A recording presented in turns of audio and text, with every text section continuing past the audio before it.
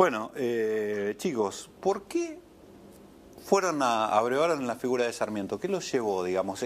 ¿Por qué coincidieron en bucear sobre esta figura? Bueno, primero un gusto estar en tu programa, Javier. Y como vos decías antes, nosotros con Mercedes gratamente sorprendidos por esta explícita y contundente mención presidencial a nuestro libro. Primero nos reconforta por el trabajo hecho durante más de un año de investigación y además porque, como vos dijiste, esto potencia un debate sobre la historia sin estereotipos. La presidenta hizo una apelación correcta, inclusive al revisionismo, diciéndole, muchachos, durante mucho tiempo me dijeron una cosa de Sarmiento y ahora veo otras gracias a este libro.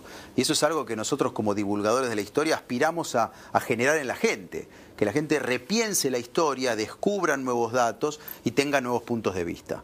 Nosotros veníamos trabajando, somos los dos historiadores y periodistas, veníamos trabajando la historia del siglo XIX y nos pareció que Sarmiento era una figura perfecta para demostrar o para hincarle el diente al periodismo político faccioso de la época, hacer ese retrato de nuestro oficio en el siglo fundacional, porque toda su vida estuvo atravesada por el periodismo, desde el Sonda, cuando era muy joven en San Juan, solo 50 lectores, 1839, 6 números, un periódico en una provincia que no tenía periódicos, hasta el final de su vida en París, que seguía publicando, o antes, cuando publica contra Roca El Censor.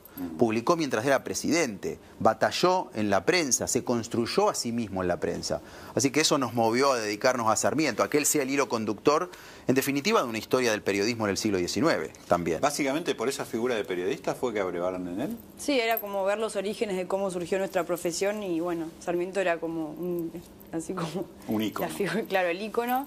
Y de repente nos encontramos con que estamos haciendo como una biografía de él, porque hablar de Sarmiento periodista es hablar de toda su vida.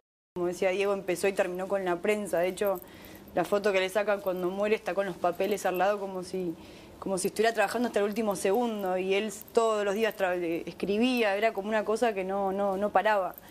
Escribía dormido, de repente nos encontramos escrito donde él se disculpa con los lectores porque había mandado una versión, un borrador, se había quedado dormido y la pluma había continuado y él, o sea, se tiene que disculpar al día siguiente porque, bueno, el diario había publicado ese borrador de Sarmiento dormido. Y en lo previo y ahora, digamos que el libro está escrito, ¿les cambió la mirada que tenían sobre el personaje? Sí, esto lo hemos hablado mucho. Sí. Primero que uno genera... ¿Tenían un preconcepto o algo así? Uno siempre tiene preconceptos. Entra a un proceso y a un personaje con lo que lleva puesto. O sea, con la vida familiar, con la escuela, con lo que te dijeron, con los lugares comunes también, Javier, porque lamentablemente se ha trabajado a veces mucho la historia desde el bueno o malo. Y desde en la historia muchísimo. A veces de comunicar, ¿no? Que uno reduce. Si este es el educador, le pusiste un casillero y listo. Sí, sí. O Roca es el del libertador, el otro es el que combatió a los indios, y después depende de cada perspectiva política de cada uno. Lo vas adjetivando después. Nosotros lo que quisimos es desarmarlo y verlo en sus contradicciones, en sus hermosas contradicciones como vos relataste al comienzo. Entonces, claro que hay cosas que te sorprenden. Nosotros siempre lo hablamos, generó en nosotros una empatía, especialmente por el escritor y el periodista apasionado, que se construyó a sí mismo desde una cuna muy pobre. Y él llegó a presidente con la pluma, literalmente. Él no tenía partido político, no tenía contactos, no tenía recursos. Ver, por ejemplo, su actitud respecto de la libertad de prensa, eso es algo que nos llama la atención y que está bien narrado en el libro.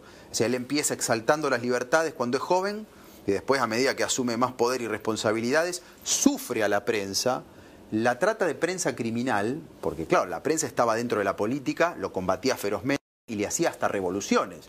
Entonces él, en el Congreso, en el mensaje presidencial de salida, 1874, convoca a legislar sobre los abusos de la palabra escrita.